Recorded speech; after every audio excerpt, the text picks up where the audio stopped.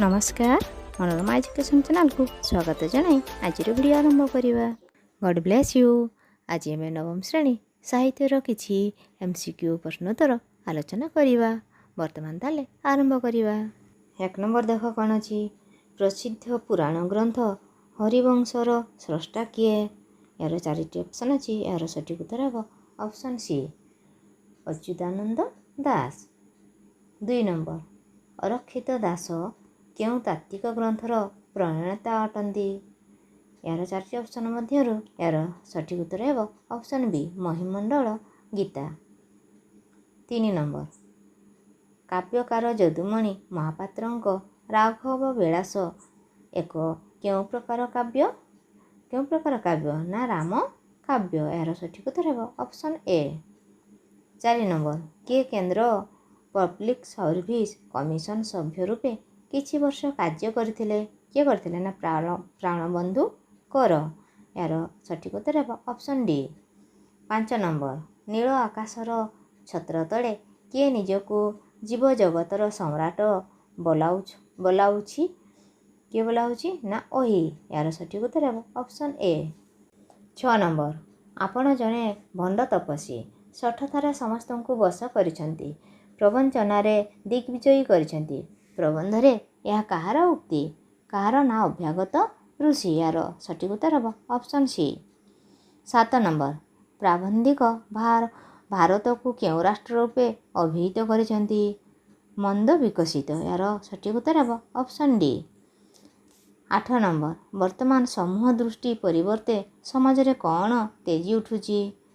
क्षमतार संघर्ष। यार सठिक उत्तर हे ऑप्शन डी।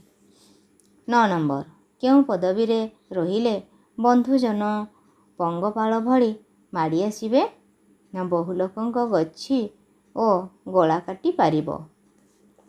यार सठिक उत्तर हे ऑप्शन सी। 10 नंबर अकଳରେ पड़िथिबार देखिले केउं माने थंटरे ठक ठक करी हाणी देबे। तुमे जार उपकार करिथिबो से माने थंटरे ठक ठक करी हाणी देबे। यार सठिक उत्तर हे ऑप्शन बी। 11 नंबर शुष्क और कर्कश भावरे किए पड़ी रही किए ना खेत। यार सठिक उत्तर हे ऑप्शन बी। 12 नंबर रुद्र दानव सहित काहाकू तुलना करा जायछि। काहाकू ना जंत्र को। 13 नंबर तोर डैश जंत्रपुरीर इस्पात परी होई जाइछि टाण। पद्यानुसार शून्यस्थान पूरण कर कहिछि। ताले कोन हेबो ना तोर प्राण जंत्रपुरीर इस्पात परी होई जाइछि टाण। सठिक उत्तर हे ऑप्शन सी। 14 नंबर किए अतीतर लक्ष्यवीर गाथा बुकु तले धरी पड़ी रही किए ना वीर माटी। यार सठिक उत्तर हे ऑप्शन ए। 15 नंबर खंडायत बधू स्वामीर अन्य कररे केउं अस्त्र धराई देला ना धनुषर। यार सठिक उत्तर हे ऑप्शन बी। 16 नंबर जन समुदाय राजपथ को किपरि आसीबाकू कवि आह्वान करिसंती ना चरण नग्न करी। यार सठिक उत्तर हे ऑप्शन सी। 17 नंबर केउं कवि भावरे मायाधर मानसिंहଙ୍କ एक स्वतंत्र परिचय रही प्रेम और प्रणय। सठिक उत्तर हे ऑप्शन डी।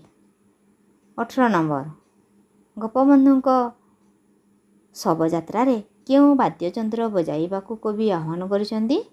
खोल ताल यंत्र बजाइबाकू आह्वान करिसंती। 19 नंबर कवि ए पृथ्वी को कहार भुवन बोली दर्शाइछंती। यार कहार भुवन ना कर्मर शुभ भुवन। सठिक उत्तर हे ऑप्शन सी। 20 नंबर विधातार बरपुत्र बोली कवि काहाकू कहिसंती। मनुष्य को कहिसंती। 21 नंबर दियंक विभूति कौन छाड़ी चलीगला बोली कहा जाइछि। सिंहासन। यार सठिक उत्तर हे ऑप्शन ए। 22 नंबर केउं माने कौन जंत्र चुंगा लगाई भगवानଙ୍କ स्तव गाउथिले बोली लक्ष्मी सरल मनरे पचारिछि। ध्रुव और प्रह्लाद। यार सठिक उत्तर हे ऑप्शन बी। 23 नंबर केउं द्रव्य सबु एका थरके न खाइबाकू लक्ष्मी ठाकुरଙ୍କୁ कहिछि। कौन ना कदली। यार सठिक उत्तर हे ऑप्शन ए। 24 नंबर केउंटी मनोज दासंकर एक उपन्यास ଗଧୁଡ଼ି ବାଘ।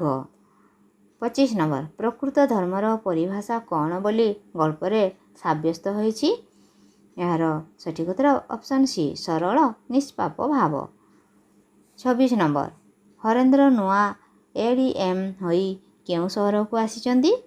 କେଉଁ ସହର? ନା କଟକ ସହରକୁ। ଏହାର ସଠିକ୍ ଉତ୍ତର ଅପସନ୍ ଏ। 27 ନମ୍ବର ରାଜୀବ ପକେଟରୁ 1 ଟଙ୍କା ବାହାର କରି କାହାକୁ ବକ୍ସିସ୍ ଦେଲେ? କାହାକୁ? ନା ଗୁରିଆକୁ। ଏହାର ସଠିକ୍ ଉତ୍ତର ଅପସନ୍ ବି।